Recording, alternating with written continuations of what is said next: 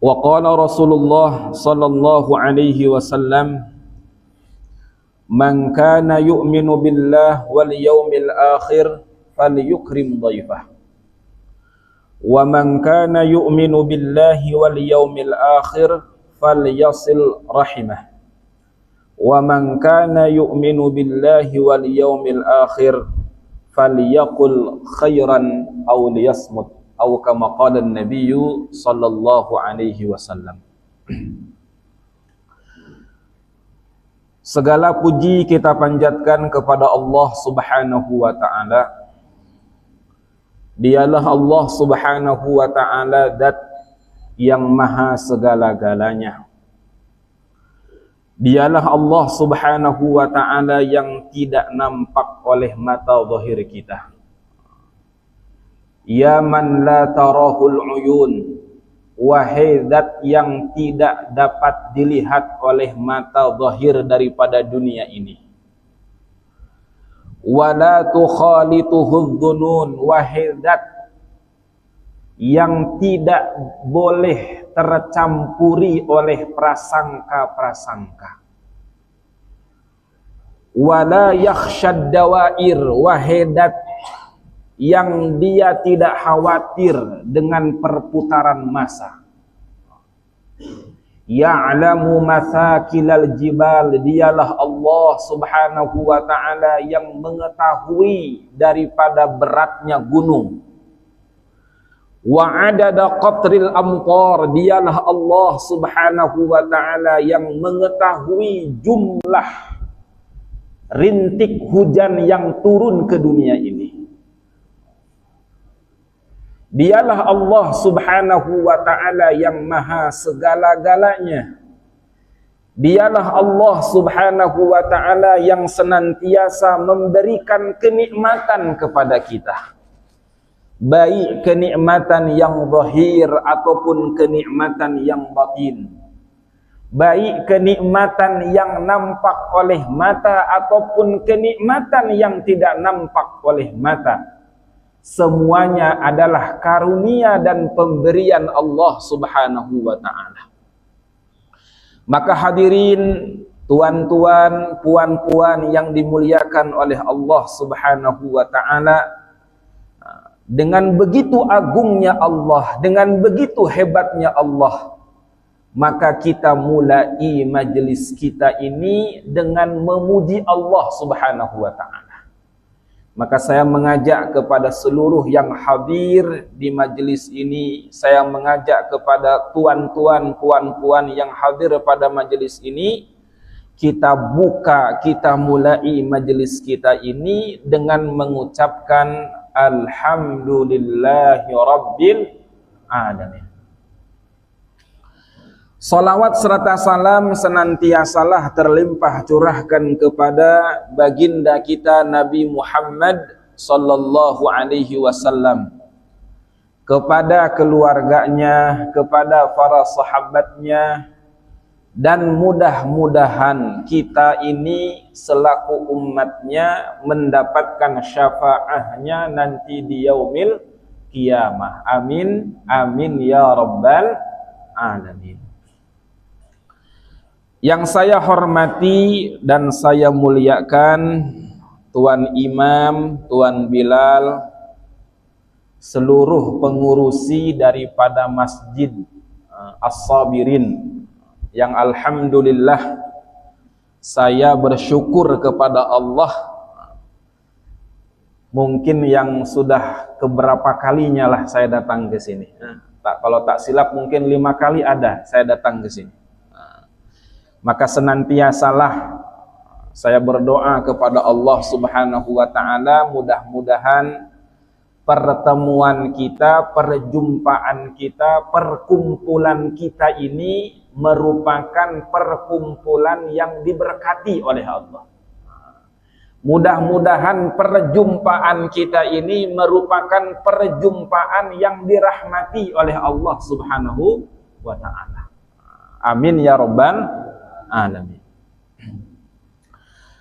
Tuan-tuan, puan-puan yang dimuliakan oleh Allah Subhanahu wa taala, sebagaimana tajuk kita malam ini, kalau tak silap apa dia punya tajuk? Syawal mempererat silaturahim. Tuan-tuan, puan-puan yang dimuliakan oleh Allah Subhanahu wa taala, sebagaimana kita ketahui, kita ini barulah meninggalkan 1 bulan yang begitu agung. Kita ini barulah meninggalkan 1 bulan yang begitu istimewa. Maka kalaulah orang yang beriman mengetahui kehebatan, keagungan, keistimewaan apa yang Allah simpan di dalam bulan itu, maka ketika kita berpisah dengan bulan tersebut, yaitu bulan Ramadan, mestilah orang beriman itu akan merasakan kesedihan. Jadi tuan-tuan boleh tanya, kemarin tuh masa raya tuh, ketika kita selesai melaksanakan ibadah puasa 1 bulan penuh, siang harinya kita berpuasa, malam harinya kita melakukan ibadah tarawih, qiyamul lail. Lepas itu berlalu, apa yang kita rasa? Apakah ada di dalam hati kita ini rasa sedih ketika kita berpisah dengan bulan Ramadan? Kita boleh tanya hati kita, tuan-tuan. Imam Ibnu Rajab Al-Hambali di dalam satu perkataannya beliau mengatakan, kaifa la tajri ala lil mu'min ala firaqihi dumu'un.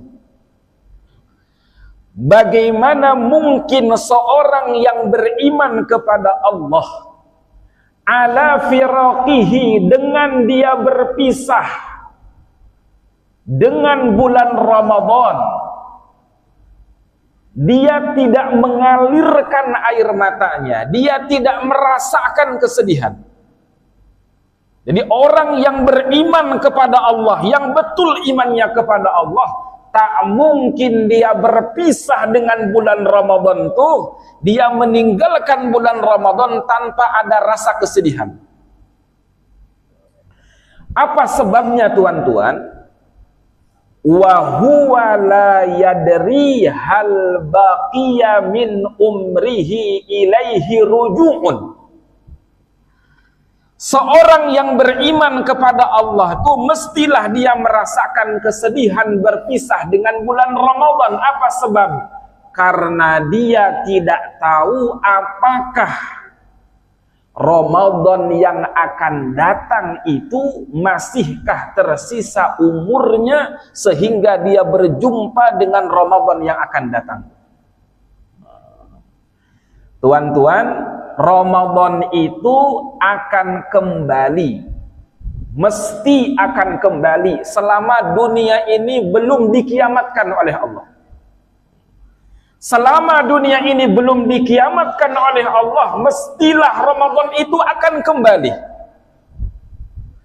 Yang kita tidak tahu tuh, apakah kita akan kembali lagi di Ramadan yang akan datang tuh. Itu yang kita tidak tahu.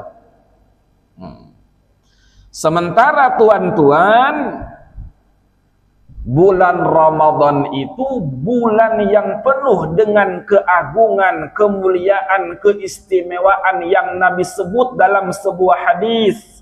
Lau ya'lamul ibad, seandainya seorang hamba mengetahui ma fi Ramadan, apa yang Allah simpan, apa keistimewaan di dalam bulan Ramadan, la tamannat ummati an takuna as-sanatu kulluha Ramadan. Sungguh umatku itu akan menginginkan, akan berangan-angan seandainya Allah jadikan seluruh tahun itu dijadikan sebagai bulan Ramadan.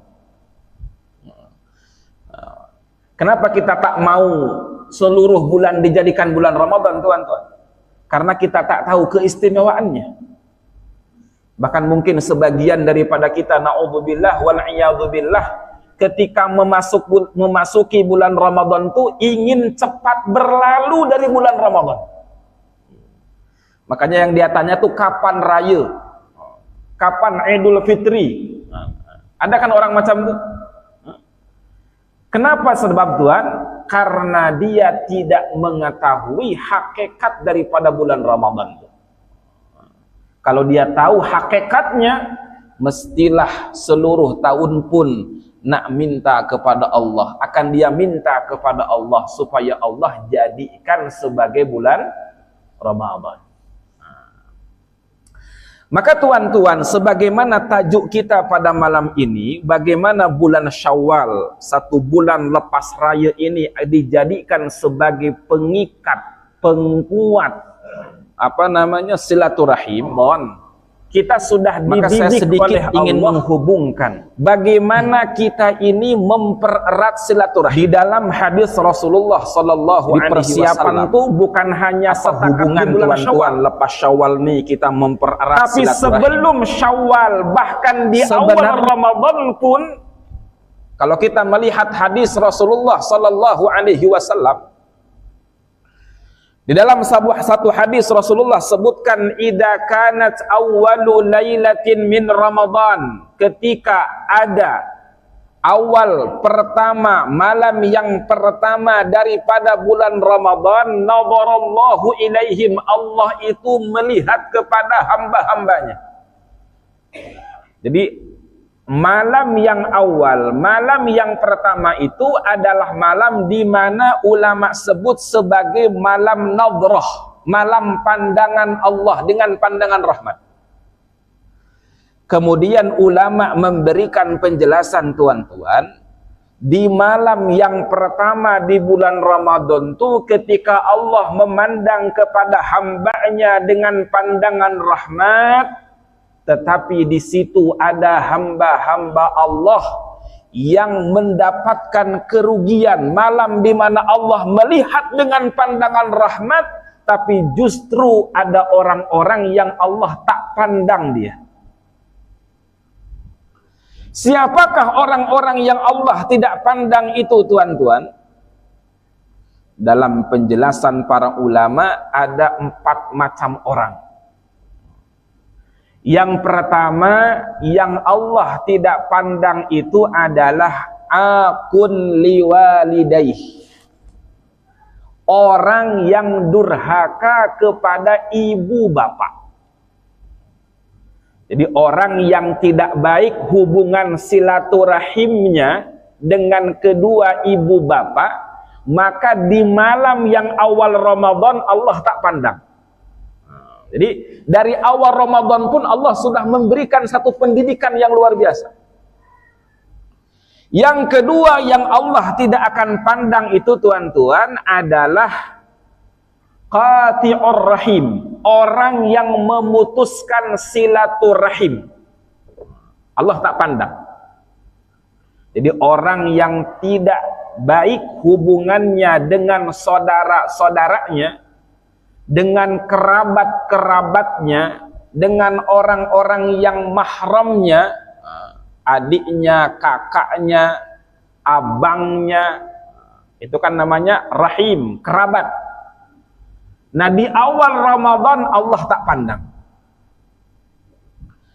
Yang ketiga, orang yang tidak Allah pandang itu, man kana fi qalbihi syahna, orang yang di dalam hatinya ada kebencian kepada orang lain. Tuan-tuan, tidak akur, tidak baik hubungan berjiran, bertetangga, ada kebencian kepada orang lain, dengan hasadkah, dengan ghibahkah, sehingga timbul syahna, kebencian yang begitu mendalam di dalam hati, itu pun Allah tak pandang. Kemudian yang keempat yang Allah tidak pandang itu adalah syaribun lil khamri, orang yang meminum khamr. Nah, kalau kita simpulkan tuan-tuan, orang yang tidak baik hubungannya dengan orang tua, orang yang tidak baik hubungannya dengan sesama saudaranya, orang yang tidak baik hubungannya dengan tetangganya, jirannya atau bertemannya, kemudian yang keempat, orang yang tidak sayang kepada dirinya sehinggalah dia minum khamar, maka ini 4 macam orang yang Allah tidak pandang dari awal Ramadan. Maka persiapan untuk bagaimana eratnya hubungan kita setelah bulan Syawal itu sebenarnya dimulai daripada sebelum Ramadan itu datang. Maka tuan-tuan, guru kami menyebutkan, bersyukur kita ini menjadi orang Melayu. Orang Melayu itu sudah dididik oleh orang tua kita, sudah dididik oleh para ulama-ulama kita. Sebelum Ramadan itu memanglah kita ini diberikan anjuran untuk bersilaturahim dengan kerabat kita. Saya tak paham kalau di Malaysia nih, kalau di Indonesia nih tuan-tuan, sebelum Ramadan datang, biasanya 2-3 hari sebelum itu, kalau di macam kampung-kampung di Indonesia nih, kita akan, kalau yang punya ayam, sembelih ayam. Kalau yang tak punya ayam, kampung macam itu, belilah ayam yang biasa saja. Sembelih macam itu, lalu mereka akan memasakkan daripada opor, akan memasakkan gulai macam itu, kemudian mereka akan bawa dengan nasi sekali, kemudian mereka akan datang kepada ibu bapak dia. Itu salah satu pendidikan daripada ulama-ulama kita, orang-orang tua kita yang ada di Indonesia. Saya tak paham di sini macam mana. Mungkin dulu pun kurang lebih sama macam itu. Sebenarnya ini adalah pelajaran tuan-tuan. Bagaimana kita memasuki bulan Ramadan itu dalam keadaan hati yang sudah bersih, tidak ada hubungan yang tidak baik.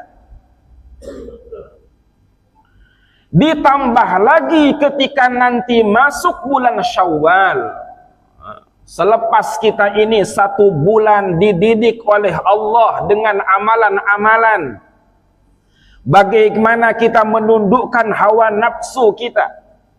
Karena hakikatnya bulan Ramadan itu adalah bulan di mana kita ini menundukkan hawa nafsu. Di bulan lain syaitan Allah biarkan, tapi di bulan Ramadan Allah simpan, Allah ikat, Allah penjara setan-setan itu. Wa tusaffadu fihi maradatus syayatin. Kemudian yang tinggal adalah hawa nafsu. Kemudian hawa nafsu ini tuan-tuan, cara menundukkannya kata para ulama adalah dengan 2. Karena Imam Ghazali sebut hawa nafsu itu ibarat kuda liar. Kuda liar ini kuda yang belum terdidik, belum terlatih. Cara menundukkan kuda liar ini dengan 2 cara. Yang pertama, ditambah bebannya. Jadi beban dia ini ditambah. Maka di dalam bulan puasa, di dalam bulan Ramadan, Allah tambah beban kita. Yang sedianya lepas isya tidak ada salat sunnah, Allah tambah dengan salat sunnah tarawih. Ditambah bebannya untuk menundukkan hawa nafsu. Yang kedua, cara menundukkan kuda liar ini, kata para ulama, kata Imam Ghazali, adalah dengan dikurangi jatahnya. Di bulan lain kita boleh makan, di bulan lain kita boleh bergaul dengan istri kita. Tapi dalam bulan Ramadan dikurangi sesuatu yang dulunya boleh bahkan halal, tetapi di siang hari bulan Ramadan itu dikurangi, tidak boleh dilakukan. Makan tak boleh, berhubungan suami istri tak boleh. Itu adalah amalan untuk menundukkan hawa nafsu. Apa tujuannya tuan-tuan kita menundukkan hawa nafsu ini? Supaya baik hubungan kita dengan Allah dan supaya baik hubungan kita dengan sesama manusia. Jadi tuan-tuan ini akan selamat nanti kepada Allah. Tuan-tuan akan selamat nanti ketika datang ke akhirat, ketika dua perkara ini selamat. Yang pertama adalah baiknya hubungan kepada Allah, dan yang kedua baiknya hubungan dengan sesama manusia. Bahkan kalau kita membaca dalam kitab-kitab fiqh, di antaranya kitab Al-Bajuri, syarah daripada kitab Fathul Qarib. Di situ disebut dosa itu secara garis besar terbagi dua. Ada dosa hablum minallah, ada dosa hablum minan nas. Dosa hablum minallah itu dibangun dengan musamahah, diringankan. Diringankan tuh maksudnya bukan ringan dosanya tuan-tuan, tapi diringankan cara di dalam bertobatnya.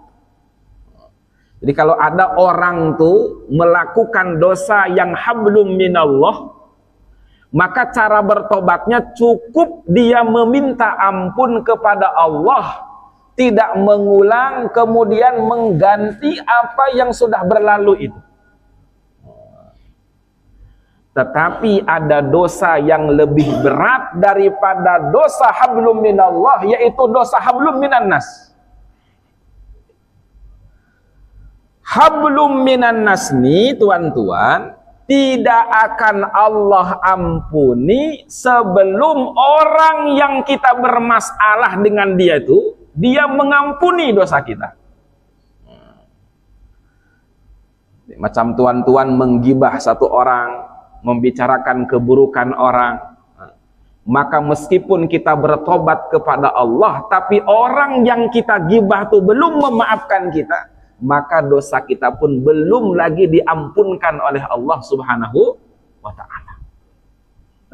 Maka dari sejak mula Syawal itu, kita diperintahkan, dianjurkan untuk memperbaiki hubungan dengan sesama manusia. Maka hampir seluruhnya di hari raya semua orang meminta ampun, meminta maaf. Kita bertemu dengan jiran kita, kita minta maaf. Kita bertemu dengan emak bapak kita minta maaf. Semuanya kita minta maaf. Apa maksudnya tuan-tuan? Supaya hubungan kita ini baik kepada sesama manusia. Kalau hubungan kita baik dengan sesama manusia, maka Allah pun akan mengampuni dosa-dosa kita. Maka tuan-tuan yang dimuliakan oleh Allah Subhanahu wa ta'ala, kata silaturahim, kita membahas silaturahim. Kata silaturahim ini terdiri dari dua kata. Ada kalimat silah, ada kalimat rahim. Jadi silaturahim itu tuan-tuan, kalau kita mengkaji dalam ilmu bahasa Arab, as-silah dan ar-rahim. Ada dua kalimat di situ. Apa makna as-silah tuan-tuan? Silah itu maknanya adalah lawan kata dari al-qat'u, lawan kata daripada memutuskan. Al-qat'u maknanya memutuskan, berarti lawan katanya adalah menghubungkan, menyambungkan. Kemudian ar-rahim, kalimat ar-rahim para ulama sebut maknanya adalah qarabah. Apa itu qarabah? Qarabah itu hubungan kekeluargaan, hubungan kekerabatan. Jadi kalau kita ingin mutlakan tuan-tuan, sebenarnya kalimat silaturahim itu menyambung persaudaraan yang ada hubungan darah dengan kita.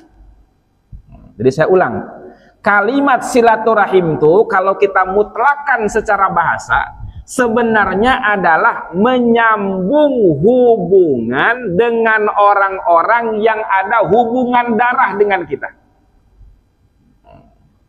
Macam adik kita, macam kakak kita, abang kita, bibi kita, paman kita, itu kan satu darah, satu turunan.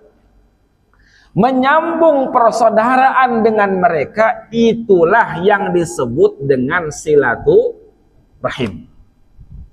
Karena rohim itu diambil dari kalimat rohmun. Rohmun itu rohimun, rahim. Kita ini kan 9 bulan, tuan-tuan. Kita ini dikandung oleh ibu kita di dalam apa? Di dalam rahim. Jadi silaturahim itu menghubungkan hubungan dengan orang-orang yang satu rahim, satu darah dengan kita. Tetapi biasanya kalimat silaturahim ini dalam bahasa Melayu, tuan-tuan, itu biasanya adalah menyambungkan kasih sayang dengan seluruh manusia, meskipun tidak sedarah dengan kita. Betul ya? Terkadang kita pun datang kepada teman kita tidak satu darah dengan kita, tapi kita sebut saya sudah bersilaturahim kepada orang tersebut. Tapi kalau kita mau ambil bahasa Arab, sebenarnya silaturahim itu adalah menyambungkan hubungan yang ada hubungan darah atau ada hubungan kekerabatan. Maka Imam Nawawi rahimahullahu ta'ala menyebutkan yang disebut dengan silaturahim itu adalah al-ihsanu ilal aqarib. Jadi Imam Nawawi memberikan definisi, tuan-tuan. Yang disebut dengan silaturahim itu adalah al-ihsanu ilal aqarib, berbuat kebaikan kepada kerabat-kerabat kita. Ala hasabi halil wasil wal mausul, sesuai dengan kemampuan orang yang menyambungkan silaturahim dan orang yang disambungkan silaturahim.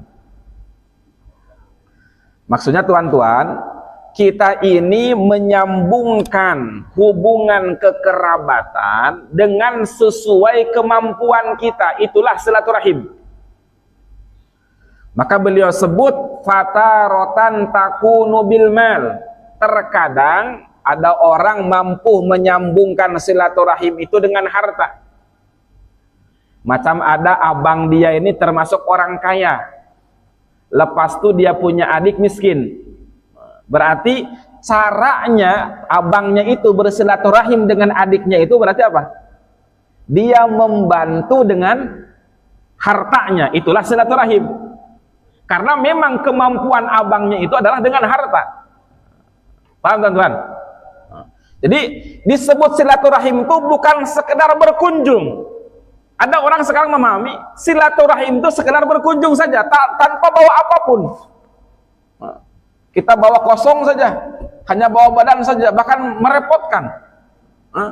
Saya mau datang kepada engkau, tolong siapkan ikan bakar, siapkan ayam, macam itu kan. Sebenarnya kalau kita melihat definisi daripada Imam Nawawi, yang disebut silaturahim itu justru kita gitu. Yang datang itu menyambungkan dengan kemampuan kita. Kalau kita mampunya dengan harta, bawa harta itu kita bantu daripada saudara kita, itulah silaturahim. Paham, tuan-tuan? Watarotan bil khidmah, terkadang juga dengan khidmat. Tuan bukan orang kaya, Tuan bukan orang yang berada, tapi Tuan punya tenaga. Ada jiran kita, ada tetangga kita, ada saudara kita bangun rumah, membina rumah. Kita harta tidak ada, maka kita membantu dia dengan tenaga kita. Itulah silaturahim. Paham, tuan-tuan? Kemudian wataratan biziarah, terkadang juga sekedar ziarah, boleh juga itu silaturahim juga. Buah tangan tidak bawa, harta pun tak boleh bantu karena miskin, tenaga pun sudah lemah, sudah tua. tapi kita berkunjung datang kepada dia, sekedar menyapa kepada dia, itu pun silaturahim. Sesuai kemampuan tuan-tuan. Bahkan wassalami wa ghairi dzalik. Kalau tak mampu itu pun sekedar salam pun itu silaturahim. Mau kasih harta kita tak mau, pelit kita nih. Tenaga pun sama, kita pun macam tak mau, susah. Ziarah pun kita tak mampu, sekedar call tuan-tuan, kemudian kita telepon, assalamualaikum, bagaimana kabar kamu tuh, macam mana? Itu pun sudah termasuk silaturahim. Ini menurut Imam Nawawi rahimahullahu ta'ala. Kemudian tuan-tuan, saya ingin membahas secara khusus. Guru kami sering menyampaikan, di dalam momen bulan Syawal itu, siapakah yang paling berhak yang harus kita bersilaturahim kepadanya? Ya. Jangan sampai tuan-tuan terbalik-balik. Orang yang jauh di sana kita berikan selamat dan sebagainya. Tapi ada yang seharusnya tuan-tuan lebih jaga hubungannya daripada yang lain. Di dalam kitab Al-Mustadrak Imam Hakim, di situ diriwayatkan ada riwayat Siti Aisyah radhiyallahu anha. Siti Aisyah radhiyallahu anha bertanya kepada Rasulullah sallallahu alaihi wasallam, "Ya Rasulullah, ayyun nas a'zamu haqqan 'alal rajul?" Wahai Rasulullah, siapakah manusia yang paling berhak, yang paling besar haknya kepada seorang laki-laki? Kita ini kan yang hadir ini laki-laki, tuan-tuan. Siapakah yang paling berhak atas kita, atas lelaki ini? Maka Rasulullah sallallahu alaihi wasallam sebut ummuhu, ibunya. Jadi yang paling berhak atas diri laki-laki itu adalah ibunya. Kemudian Siti Aisyah radhiyallahu anha bertanya lagi, wa ayyun nas a'zamu haqqan 'alal mar'ah? Wahai Rasulullah, siapakah yang lebih berhak, yang paling besar haknya atas seorang perempuan? Maka Rasulullah sallallahu alaihi wasallam menjawab, zaujuha, yang paling berhak kepada seorang perempuan itu adalah suaminya. Maka kalau kita ingin buat siklus, tuan-tuan, seorang laki-laki yang paling berhak atasnya adalah seorang ibu. Perempuan yang namanya seorang ibu. Yang paling berhak atas seorang perempuan adalah seorang laki-laki yang namanya adalah seorang suami. Jadi ini sebenarnya satu siklus. Karena nanti seorang perempuan pun akan menjadi ibu, sehingga dialah yang akan paling dimuliakan oleh anaknya. Seorang laki-laki pun ketika dia pun nanti akan menjadi suami, sehinggalah dia yang nanti akan paling dimuliakan oleh istrinya. Maka tuan-tuan, di dalam pembahasan silaturahim ini, yang paling awal kita harus tahu bahwasannya ada manusia yang paling hak atas kita untuk dijaga silaturahimnya, yaitu adalah ibu kita. Ini kita ini masal ibu nih, tuan-tuan, orang tua nih, jangan anggap remeh. Sehingga di dalam Al-Qur'anul Karim begitu banyak Allah perintahkan, wa qadha rabbuka alla ta'budu illa iyyahu wa bil walidaini ihsana. Dan kepada kedua orang tua ihsana, berbuat baiklah engkau. Para ulama, tuan-tuan, Imam Ahmad Ibnu Hanbal rahimahullahu ta'ala, beliau ini ketika masa orang tuanya, ibunya ada, ibunya masih hidup, masih ada lagi, masih hidup lagi, maka diceritakan Imam Ahmad bin Hanbal ini tidak mau makan bersama ibunya. Jadi kalau makan dengan ibu tuh tak mau. Apa sebabnya tuan-tuan? Bukan beliau tidak hormat kepada ibu, tetapi justru karena begitu hormatnya kepada orang tuanya, kepada ibunya, sehinggalah beliau tak makan bersama dengan ibunya. Apa sebab tuan-tuan? Karena dia khawatir ketika ibunya mengambil satu makanan. Dia khawatir ketika dia akan mengambil satu makanan, di waktu yang sama ibunya menginginkan makanan itu. Itu pun bagi Imam Ahmad bin Hanbal itu termasuk uququl walidain. Itu termasuk durhaka kepada emak bapak.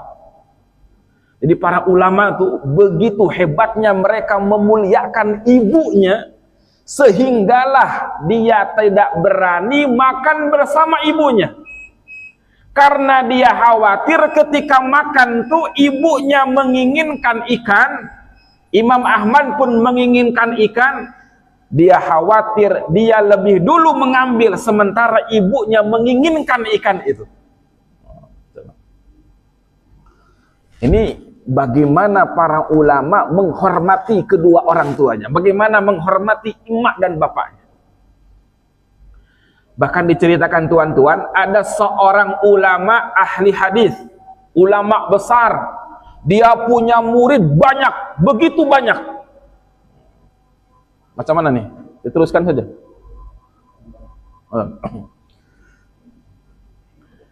Ada seorang ulama yang banyak dia punya jemaah tuan-tuan. Ini jemaah hanya sedikit saja, tapi dia punya jemaah mungkin dalam ratus ribu macam itu. Tapi masa dia ini akan mengajar, akan membagi daripada kuliah, datang ibu dia, kemudian ibunya berteriak, "Hei, kamu, itu ayam belum dikasih makan." Maka dia tutup kitab itu, kemudian dia turun daripada mimbar itu, dia berikan makan dulu menuruti perintah ibunya. Jadi dia tidak merasa kerdil, dia tidak merasa terhina ketika yang memerintahkan adalah ibu dia. Meskipun seolah-olah itu nampak dipermalukan di depan murid dia. Tapi karena ini adalah seorang ibu, maka tidak ada alasan untuk dia menolak perintah ibunya itu.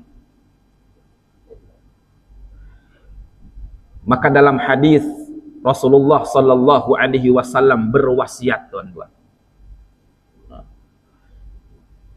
Di zaman Nabi itu ada seorang yang sangat salih, orang Yaman, namanya Uwais Al-Qarni. Uwais Al-Qarni itu pernah datang ke Madinah. Dia meminta izin kepada ibunya, ibunya cakap, "Wahai Uwais, silahkan engkau pergi tapi tidak boleh lama." Maka Uwais berangkat ke Madinah ingin berjumpa dengan Nabi. Sudah beriman kepada Allah tapi belum berjumpa dengan Nabi. Ketika tiba di Madinah, ternyata di Madinah Nabi tidak ada. Nabi sedang berperang Tabuk. Dan belum diketahui kapan Nabi akan kembali. Dan ternyata memang lama. Nabi berperang Tabuk itu kurang lebih 50 hari. Maka dia berpikir tuan-tuan, kalaulah dia menunggu, maka ibunya mengatakan jangan terlalu lama. Tapi kalau dia ini tidak bertemu Nabi, maka dia tidak akan menjadi sahabat. Karena definisi sahabat itu adalah orang yang beriman kepada Nabi dan berjumpa dengan Nabi. Jadi meskipun hidup di zaman Nabi, beriman kepada Nabi, tapi tidak berjumpa dengan Nabi, itu bukan sahabat. Itu hanya tabi'in saja. Tetapi dia rela meninggalkan pangkat sahabat itu untuk memuliakan ibunya. Maka dia pulang lagi ke Yaman, menemui ibunya. Dia rela meninggalkan keinginannya untuk bertemu dengan Nabi karena begitu ta'zim dan hormatnya kepada ibundanya. Maka Rasulullah sallallahu alaihi wasallam sampaikan kepada Umar, "Wahai Umar, sesungguhnya sebaik-baik tabi'in itu adalah Uwais Al-Qarni. Inna lahu umman, dia mempunyai seorang ibu, wa kana birran ilaiha, dan dia itu menghormati, berbuat baik, menghormati kepada ibundanya. Inistata'ta, wahai Umar, seandainya engkau mampu, ayyaghfira laka, bagaimana engkau bertemu dengan Uwais dan Uwais Al-Qarni itu memintakan ampun kepada engkau, memintakan ampun untuk engkau, faf'al, maka lakukanlah." Tuan-tuan, tidak ada yang meragukan derajat Umar Ibn Khattab. Umar Ibn Khattab itu adalah seorang sahabat yang termasuk Khulafaur Rasyidin, khalifah yang Allah berikan petunjuk. Bahkan ada beberapa ayat Al-Quran yang turun karena sebab Umar, dengan sebab pemikiran Umar. Asbabul wurudnya adalah pemikiran Umar. Begitu mulianya Umar. Bahkan Nabi sebut, seandainya ada Nabi setelah Nabi Muhammad, lakana Umar Nabi, maka Umar itu akan menjadi Nabi. Begitu agungnya Umar. Tetapi Umar yang begitu memiliki derajat yang tinggi itu masih lagi diperintahkan oleh Allah meminta doa kepada Uwais Al-Qarni. Apa sebab? Karena Uwais Al-Qarni itu adalah orang yang begitu saleh, sebab dia begitu berbaik atau berbakti kepada ibundanya. Maka tuan-tuan, Rasulullah sallallahu alaihi wasallam dalam sebuah hadis, beliau mengatakan, seandainya ibuku masih ada, seandainya ibuku masih ada, kemudian aku akan melaksanakan sholat isya. Iqamat telah dikumandangkan, iqamat telah dikumandangkan. Kemudian ibuku memanggil aku, ya Muhammad, hei Muhammad. Maka Nabi sebut, aku akan mengundurkan, tidak jadi melaksanakan sholat isya, dan aku akan menunaikan seruan daripada ibu. Jadi Nabi sebut macam itu. Isya'nya akan dinantikan, diakhirkan, untuk demi memenuhi seruan ibunya. Maka ada seorang laki-laki di zaman Umar Ibn Khattab, tuan-tuan. Di zaman Umar Ibn Khattab, dia memangku itu apa, tuan-tuan? Dia membawa ibunya itu di punggungnya. Dari Yaman hinggalah ke Mekah. Kemudian dibawa tawaf berkeliling Ka'bah. Setelah itu dia datang kepada Sayyidina Umar radhiyallahu an. Wahai Sayyidina Umar, aku ini telah membawa ibuku di atas punggungku, di atas pundakku. Kemudian aku bawa ibuku tawaf. Apakah aku ini termasuk orang yang berbakti kepada ibuku? Maka Umar radhiyallahu, apakah aku ini telah membalas jasa ibuku? Maka Umar radhiyallahu an mengatakan, ketahuilah oleh engkau, satu tarikan nafas yang dikeluarkan oleh ibu engkau ketika melahirkan engkau, itu pun belum lagi terbalas dengan apa yang kamu lakukan. Meskipun kamu membawa ibu kamu dari Yaman sampailah ke Mekah yang begitu jauh, bahkan engkau bawa tawaf di atas punggungmu, satu tarikan nafas ketika ibumu merasakan kesakitan melahirkan engkau, itu pun belum terbalas olehmu. Maka dalam Al-Quranul Karim begitu tegas, tuan-tuan, wala taqul lahuma uff, jangan kamu ucapkan kepada ibumu, bapakmu uff. Di dalam Al-Quran memang tidak ada larangan tuan-tuan, larangan memukul orang tua, tak ada. Tak ada dalam Al-Quran disebut menyiksa orang tua, larangan menyiksa orang tua, tidak ada. Yang ada dalam Al-Quran itu menyebutkan kata itu tidak boleh. Maka di sini kita lebih lagi akan faham, kalaulah menyebutkan saja tidak boleh, apalagi membunuh, apalagi menyiksa, apalagi menyakiti hatinya, lebih lagi tidak boleh, lebih lagi tidak pantas. Maka yang ingin kami sampaikan tuan-tuan, yang ingin saya sampaikan di hari raya ni atau di bulan Syawal ni, janganlah yang lain pun jelas itu penting, kita datang kepada jiran kita, kita datang kepada tetangga kita, kita datang kepada kawan kita, tapi jangan sampai yang justru Nabi sebut haknya paling besar atas kita, justru kita abaikan tuan-tuan. Berapa banyak hari ini karena sebab dia lebih cinta kepada istrinya, mengabaikan ibu bapak dia. Karena sebab lebih cinta kepada anaknya, bahkan berani membentak ibunya. Karena sebab cinta kepada anak, bahkan dijadikan ibu kita ini macam pembantu tuan-tuan. Maka di bulan Syawal ini, sebelum kita merekatkan hubungan silaturahim kepada yang lain, kita perbaiki hubungan kita dengan emak bapak kita. InsyaAllah tuan-tuan, bagi yang masih ada, kita datang lagi kepada mereka, kita minta maaf lagi dengan yang sebenar-benarnya, minta maaf yang sebenar-benarnya tuan-tuan. Ibu kita ini adalah orang yang senantiasa memikirkan kita. Saya sendiri tuan-tuan, saya kemana-mana itu tidak lepas kecuali saya akan datang kepada ibu. Sebelum saya pun berangkat ke sini pun nih, kemarin, saya mestilah, ibu saya tinggal di Jakarta, mestilah saya datang kepada ibu saya. Bahkan sering saya punya permasalahan pondok, punya permasalahan ma'had, bahkan terkadang saya punya hutang segala macam tuh. Saya cukup telepon ibu saya minta doa daripada ibu. Ada saja bantuan Allah tuh. Ada saja bantuan Allah. Bahkan kalau kita melihat cerita-cerita sufi tuan-tuan, ada seorang yang dia ini punya hubungan, punya amalan kuat. Dia sholatnya berokaat-rokaat, dia ibadahnya banyak, bahkan puasanya rajin. Tapi oleh gurunya nampak orang ini dia tidak sampai kepada Allah.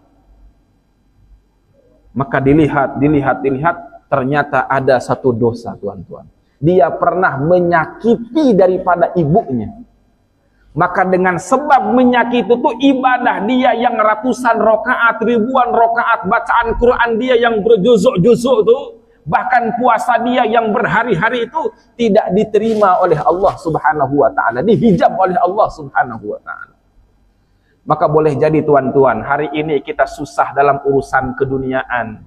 Hari ini kita susah dalam urusan-urusan pekerjaan. Boleh jadi itu karena sebab kita, dosa kita kepada emak bapak kita. Makanya ulama sebut tuan-tuan, kalaulah kita ini nak jadi raja, dimudahkan, dijadikan raja dunia ini, muliakan kedua orang tua kita. Jadikan mereka raja, maka insya Allah kita pun akan dijadikan raja di dunia ini oleh Allah Subhanahu wa ta'ala. Maka insya Allah, mungkin setakat itu dulu yang boleh kita sampaikan. Sebenarnya pasal silaturahim ini panjang juga. Itu yang saya sampaikan ini hanya sebagian kecil, itu yang paling utama yang harus kita jaga, hubungan kita silaturahim dengan yang baik.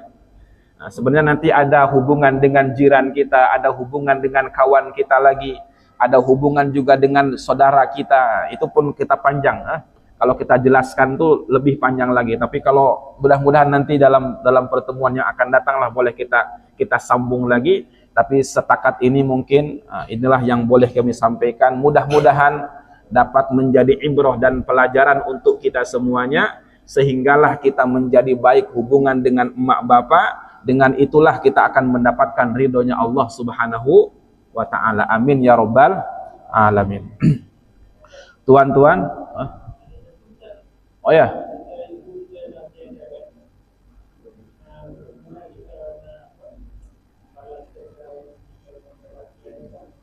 Ya. Nah, kalau tak ada, maka bagi ibunya dan bapaknya yang sudah tiada, yang pertama adalah mendoakan. Yang pertama adalah mendoakan. Bahkan di antara doa yang menjadi amal yang tidak akan terputus kepada orang yang sudah meninggal itu, sebagaimana hadis itu, idza mata ibnu adam inna, ketika Bani Adam manusia ini wafat, meninggal, mati, maka seluruh amalnya terputus kecuali 3. Yang pertama sedekatin jariyah, sedekah jariyah. Yang kedua ilmu yang bermanfaat. Nah, yang ketiga waladun salih yad'ulah, anak yang saleh yang mendoakan. Ini yang pertama. Jadi yang pertama, ketika emak bapak kita sudah tak ada, maka kita mendoakan dia. Yang kedua adalah menjalin hubungan baik dengan teman karib emak bapak kita. Jadi macam masih ada kakaknya, adiknya, kita hubungan baik dengan itu, ataupun dengan kawan-kawan tuh. Dengan kawan-kawan dia kita jaga hubungan baik. Kemudian yang ketiga, kita melakukan amal-amal dan kita niatkan amal itu mudah-mudahan pahalanya Allah berikan kepada emak bapak kita. Jadi macam tuan-tuan sedekah. Ini sedekah saya ini atas nama kedua orang tua saya. Mudah-mudahan pahalanya Allah berikan kepada emak bapak saya. Ya. Dan kalau boleh kita buat satu amal yang mana amal itu kekal. Macam kita berwakaf, kita berinfak kepada ma'had, kepada masjid. Sehingga ketika masjid itu masih ada orang sholat di dalamnya, ketika ma'had itu masih ada dan kita ikut andil membangunnya, maka insya Allah sampai hari kiamat pahalanya akan mengalir kepada emak bapak kita. Seperti itu tuan-tuan. Ya. Jadi kalau telah tidak ada, kita bangun 3 perkara ini. Itu diantaranya. Jadi kita doakan, kemudian kita perbaiki hubungan, jaga hubungan baik dengan kerabat-kerabat emak bapak kita. Kemudian kalau boleh kita melakukan amal, yang amal itu kita niatkan pahalanya untuk emak dan bapak kita. Seperti itu. Ada lagi teman-teman? Cukup insya Allah. Ya alhamdulillah, masya Allah. Saya alhamdulillah dapat bersilaturahim ke sini. Saya bersyukur kepada Allah, tuan-tuan, masya Allah. Selalulah saya datang ke sini, Tuan Sujadi melihat status itu, beliau minta datang ke sinilah. Sebagaimana biasa saya setiap datang mana-mana lah saya berkuliah nih. Juga saya meminta bantuan juga lah kepada tuan-tuan yang saya datangi juga. Tadi juga berhubungan dengan tadi mak bapak itu kan. Alhamdulillah saya di sana sebagai yang belum tahu lah, yang sudah tahu alhamdulillah saya ada ma'had di sana. Kita mendirikan ma'had mungkin sudah sekitar 10 tahun lebih. 2013 saya buat sampai sekarang 2025, sudah 11 tahun lah. Di antara murid-murid yang sudah selesai belajar adalah yang mengajar di Darsa Bongawan nih.